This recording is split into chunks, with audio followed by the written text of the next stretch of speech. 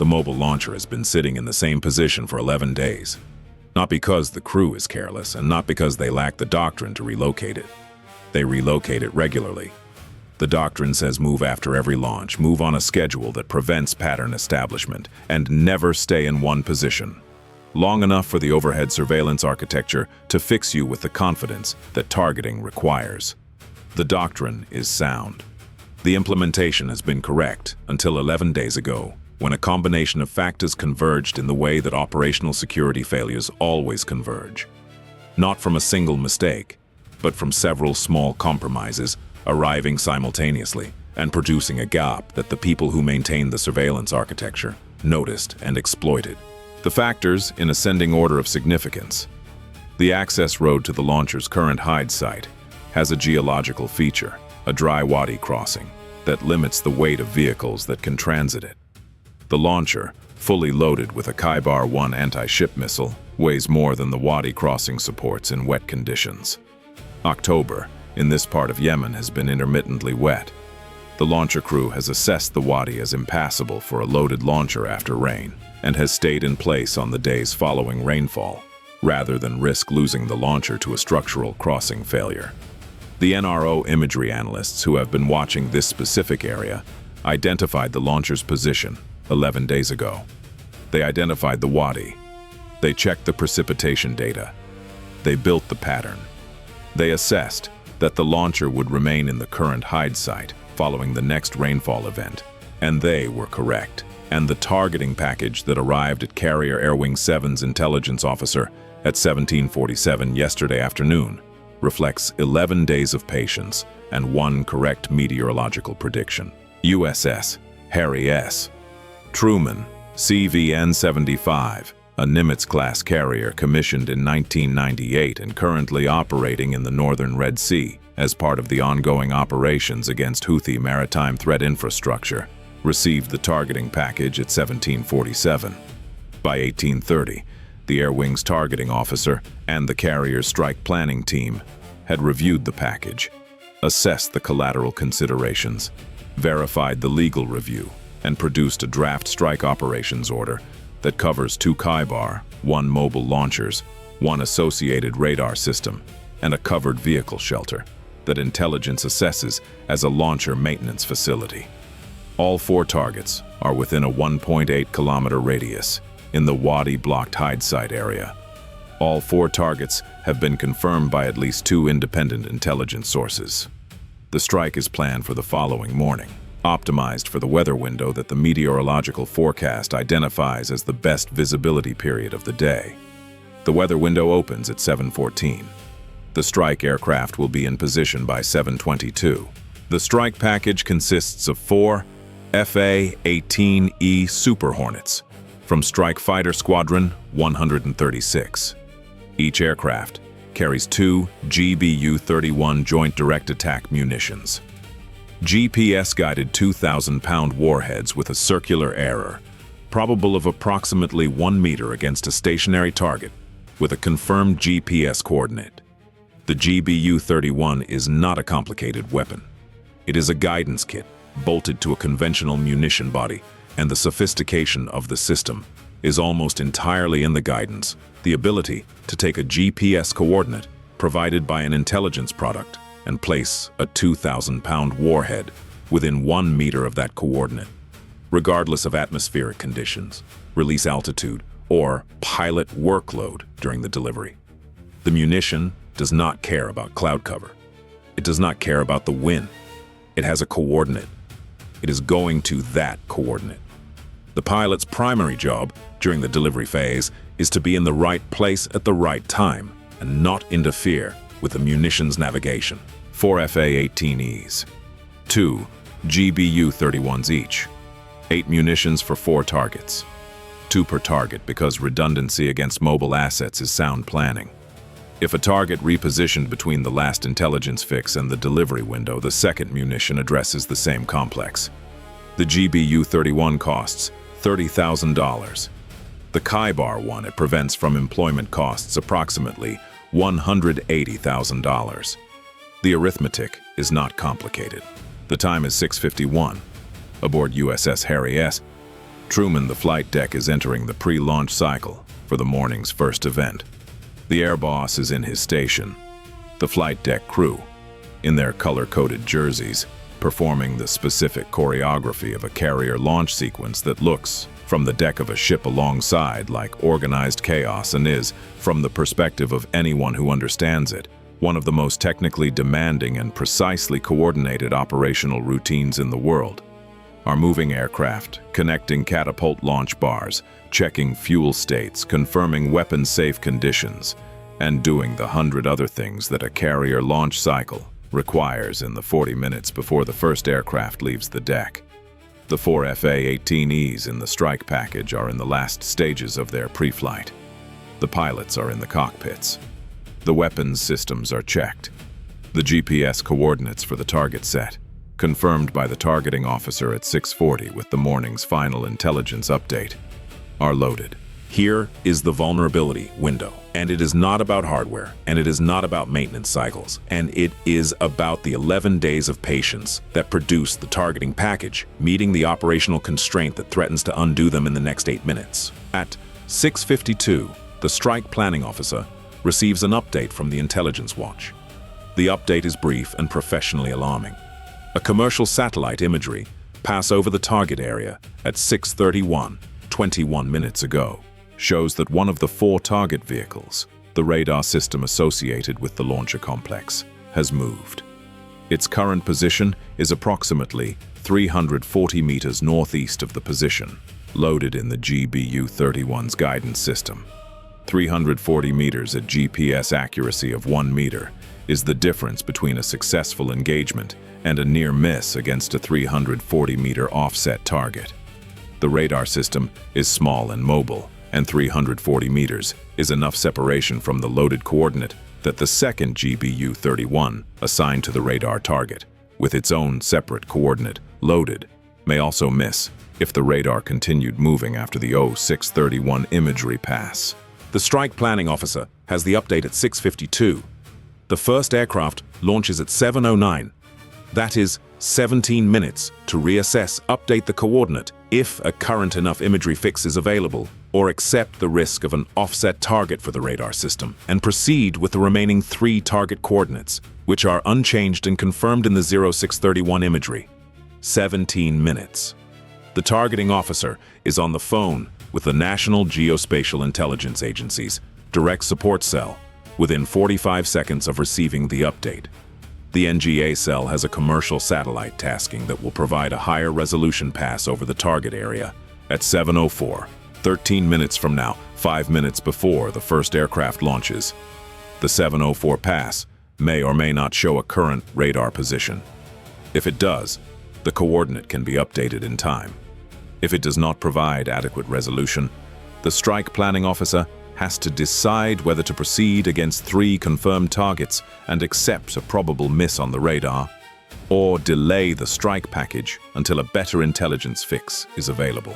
A delay that risks the launcher crews detecting the overhead surveillance activity and choosing this morning to exercise their relocation doctrine, regardless of the Wadi condition. This is the real vulnerability window. Not a piece of hardware, not a maintenance cycle. An intelligence gap of 21 minutes against a mobile target, measured against a 17-minute decision window, with a satellite pass arriving in 13 minutes that may or may not close it. The launch that protects the carrier strike group and the commercial shipping in the northern Red Sea depends on a satellite pass that will arrive 5 minutes before the aircraft leave the deck.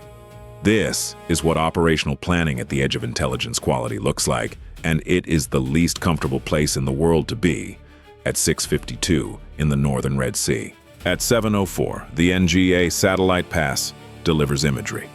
The targeting officer receives it at 7:06, 2 minutes of processing and transmission from satellite to decision maker. The imagery shows the radar system at a new position, 290 meters from the 0631 position, 630 meters total from the original loaded coordinate. The radar is still moving. The 7:06 imagery is 3 minutes old. The radar system at its current movement rate may be 40 to 60 meters further along its current bearing by the time the GBU-31 arrives. The targeting officer performs the assessment in 60 seconds. At 7:07, he updates the radar system's target coordinate to the 7:06 imagery position and accepts the residual uncertainty of 3 minutes of movement in the final targeting solution. He transmits the updated coordinate to the lead aircraft's weapons system via the data link. The pilot acknowledges at 7:08, 1 minute before the first aircraft launches. The vulnerability window closes at 7:07. Not cleanly, not perfectly, but with sufficient precision to proceed. The radar system coordinate is 3 minutes old. Against a target moving at its observed rate, the GBU-31's 1 meter CEP against the loaded coordinate produces a probable impact within 50 to 80 meters of the radar's actual position at time of impact, outside the weapon's lethal radius against a hardened target, but potentially within lethal radius against a soft-skinned vehicle. The targeting officer assesses, proceed. The strike planning officer agrees. The commanding officer of the air wing concurs. The aircraft launch. The first F/A-18E leaves the bow catapult at 7:09, the second at 7:11, third at 7:13, fourth at 7:15. The 4 aircraft climb southwest, check their weapon systems, and set up for the attack geometry that the strike plan specifies. 2 aircraft addressing the launcher complex and the maintenance shelter from the north, 2 addressing the second launcher and the now updated radar coordinate from the east. The attack headings are chosen to minimize the time between the leading aircraft's weapons release and the trailing aircraft's release, compressing the attack into a window that limits the time between first and last impact, reducing the opportunity for personnel on the ground to react to the first detonation by relocating the remaining assets before the second and third weapons arrive. Let us talk about what 4 FA-18Es carrying GBU-31s look like from the perspective of the targeting cell that built the Hyde site 11 days ago, because the mismatch between the weapon and the target is the specific kind of mismatch that this channel exists to illuminate. The Khaibar 1 launcher is a truck, a military truck modified for the launcher role, reinforced, fitted with the launch rail and associated systems, maintained by a crew that understands its importance and treats it with the care that irreplaceable equipment demands. But it is, in its fundamental nature, a truck. A truck parked in a wadi-adjacent Hyde site in the Yemeni highlands, concealed under camouflage netting, monitored by a crew that has been running the relocation doctrine correctly for months, and that made one calculated decision 11 days ago: to stay in place after a wet period because the wadi was impassable. That the NRO imagery analysts noticed and noted and built a targeting package around. The truck costs approximately $400,000 in its launcher configuration with a loaded missile. The 2 GBU-31s assigned to its coordinate cost $60,000 total. The aircraft that will deliver them cost approximately $67 million each. The carrier that had launched them cost $4.5 billion.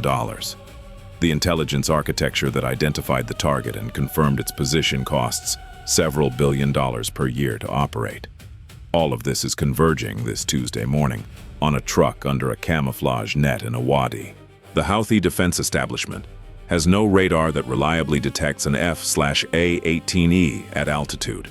They have surface-to-air missiles of Soviet vintage that can threaten low-altitude helicopters, but are not a factor against a jet at 20,000 feet. The 4 FA-18Es approaching from the Red Sea are, from the Houthi air defense perspective, invisible. Not from stealth, but from altitude, speed, and a capability gap that carrier aviation was designed to exploit.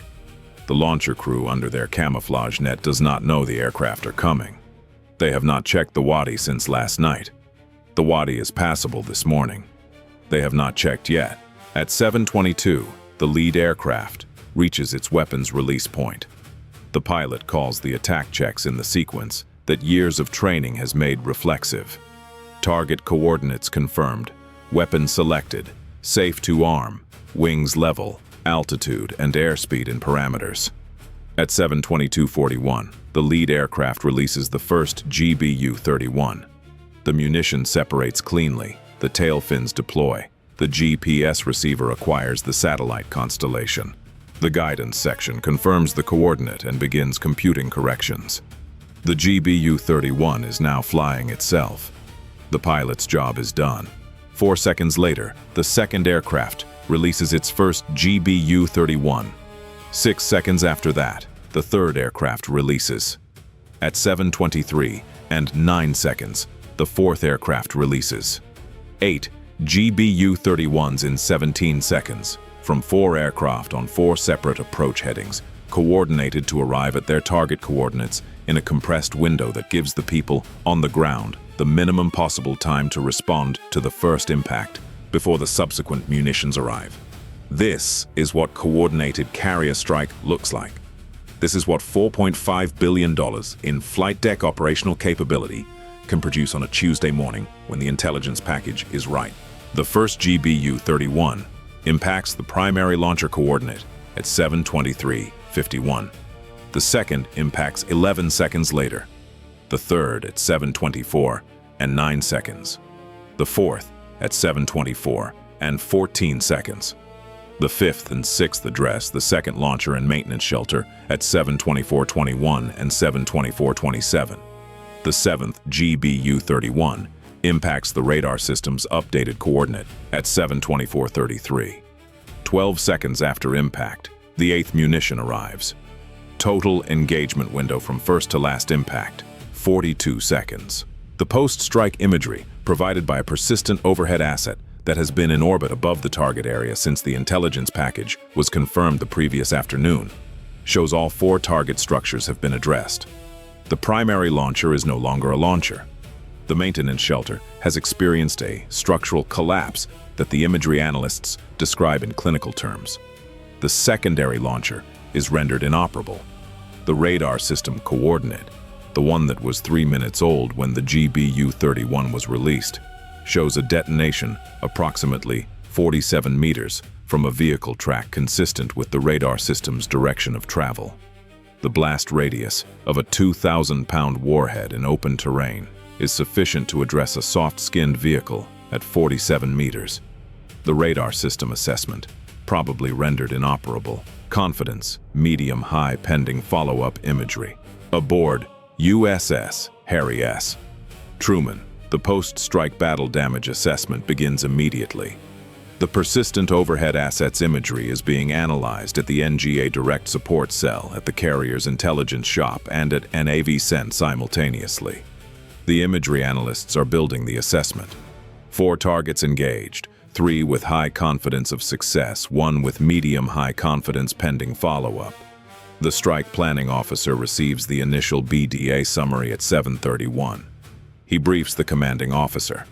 The commanding officer notes the radar system's medium-high confidence assessment and authorizes a follow-up imagery request for the 0815 satellite pass to confirm. The follow-up will either confirm the radar's rendered status or identify a requirement for a subsequent engagement. The targeting officer begins the follow-up package in case the 0815 imagery shows the radar survived and has relocated. The professional caution that drove the 2 munitions per target decision in the initial planning is still driving the follow-up process.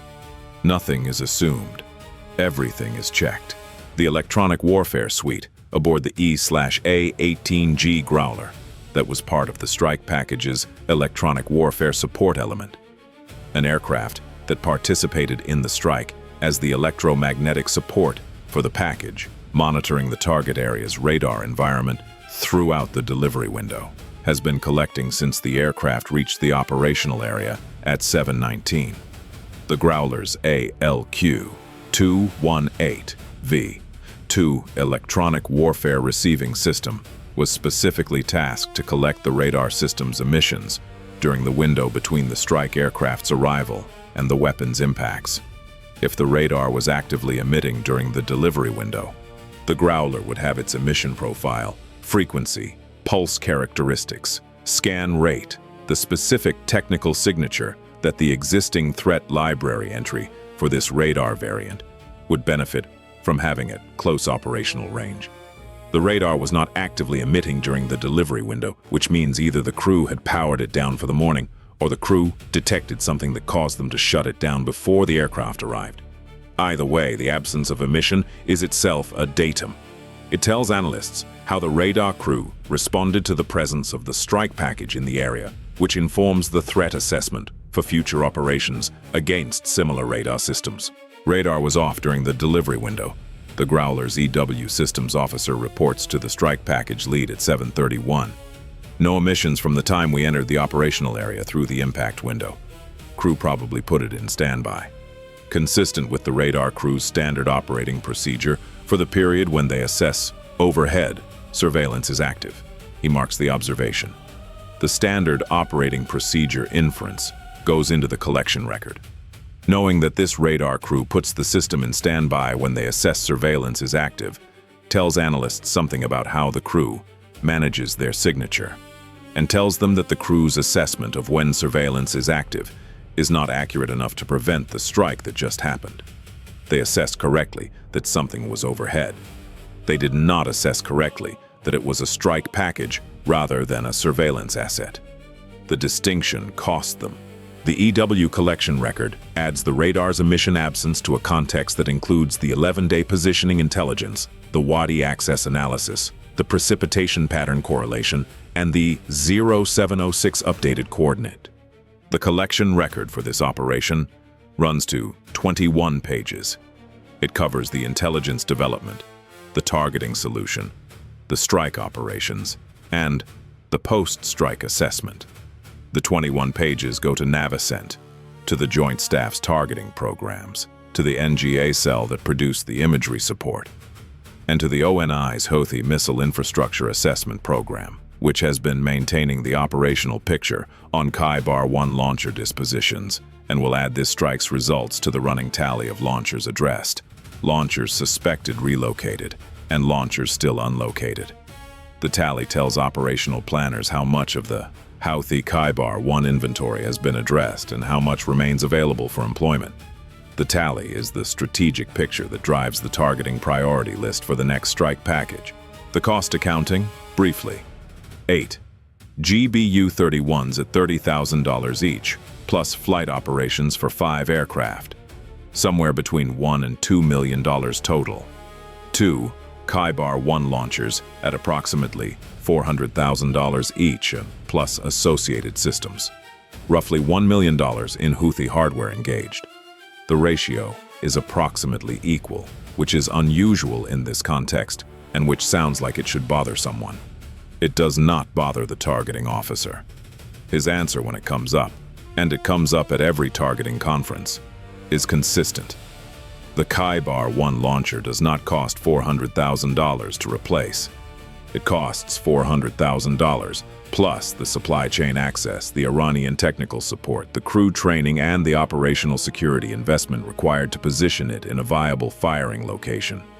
The replacement timeline is measured in months, not dollars. The accountant who only counts the hardware is not counting correctly. Now let us address what Houthi media said happened. Because the Al Masirah approach to acknowledging carrier strikes against their own infrastructure is a specific and interesting genre. Al Masirah released a statement at 11 o'clock local time, approximately 3 hours and 37 minutes after the strike. The statement confirmed that the Americans had conducted an airstrike against positions in the Yemeni highlands. It described the strike as a cowardly attack against Yemeni territory and a violation of Yemeni sovereignty. It stated that such strikes would not deter the Yemeni armed forces from continuing their operations in defense of the Palestinian people. The statement did not describe what was at the positions that were struck. It did not describe the Khaibar 1 launchers. It did not describe the radar system or the maintenance shelter. It did not describe the 11 days of satellite observation that identified the hide site, the Wadi analysis that kept the launchers there, or the NGA imagery past at 706 that updated the radar coordinate. It described a cowardly attack. The attack happened. The cowardly characterization is a framing choice. The launchers are no longer functional. The framing does not change the functional status of the launchers. The second statement from a Houthi military spokesperson later that afternoon described the operations as demonstrating American escalation, and said that every American strike would be met with a response that imposed costs on American interests in the region. This is, as an operational matter, consistent with the Houthi program's behavior. Strikes against launcher infrastructure have been followed by continued launch operations from surviving assets. The Houthi program has redundancy. The tally that the ONI assessment program maintains shows more launchers than have been addressed. This is the honest operational picture. The strikes reduce capacity. They do not eliminate it. The carrier air wing will be back. The targeting list is longer than the morning's strike package. Aboard USS Harry S. Truman, the flight deck is in the afternoon recovery cycle. The 4 FA-18Es from Strike Fighter Squadron 136 landed between 0840 and 0852.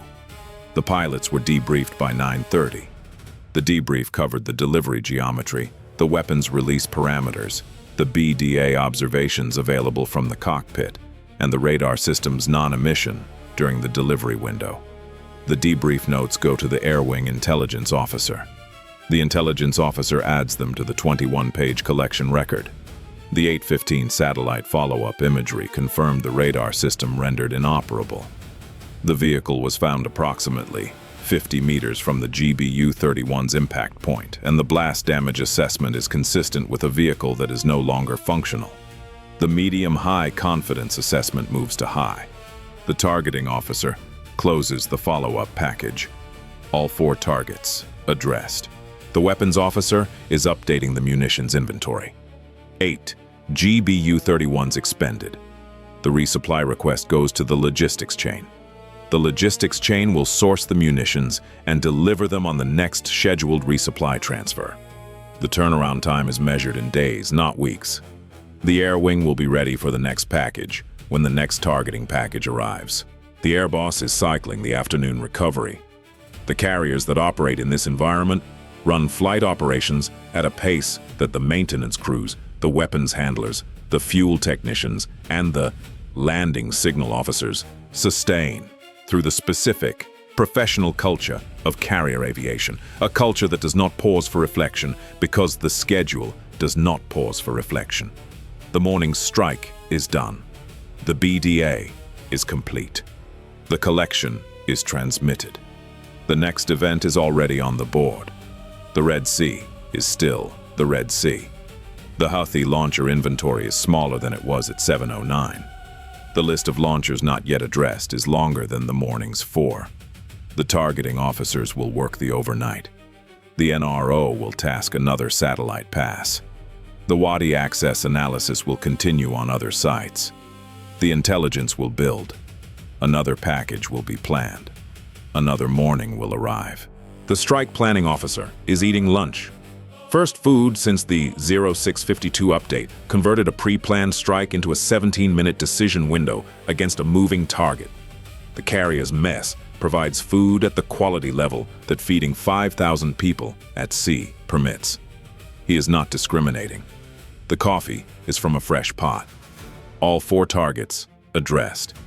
Today was a good day. Bye for now.